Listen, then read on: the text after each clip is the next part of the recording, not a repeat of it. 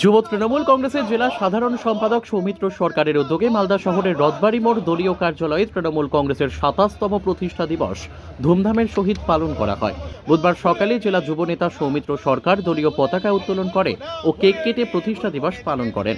সঙ্গে ছিলেন তৃণমূল কংগ্রেসের কর্মী জাকির হোসেন, পার্থ মুখার্জি, মৃত্যুঞ্জয় কুণ্ডু, এমডি অভিষেক, নূপুর চৌধুরী, কার্তিক দাস, সনক চৌধুরী, রামু মণ্ডল, হৃদয় মণ্ডল, ধীরেন সুতার, মাজারুল শেখ, রাকেশ মণ্ডল, অনির্বাণ শেঠ সহ যুব তৃণমূল কংগ্রেসের কর্মীরা।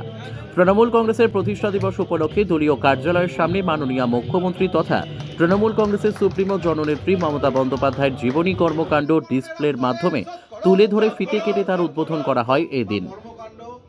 মালদা থেকে বিশ্বজিৎ মণ্ডলের রিপোর্ট, এস নিউজ বাংলা।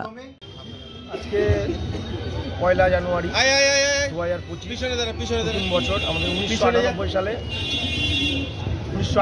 সালে 1 জানুয়ারি তৃণমূলের প্রতিষ্ঠাতা হয়েছিল। আজ তার 26 পেরিয়ে 27তম বর্ষে পড়ল। পতাকা উত্তোলনের মধ্য দিয়ে রথবাড়ি অফিসে অনুষ্ঠান সূচনা করলাম। এরপরে মানুষের মধ্যে, সুস্থ মানুষের মধ্যে ফল বিতরণ, অফিসে কেক কাটা, বিভিন্ন অনুষ্ঠানের মধ্য দিয়ে আজকে আমরা সারাদিন ব্যস্ত থাকবো। সংগঠনের তরফ থেকে সবাই দিনটাকে ভালো মতো আমরা পালন করব।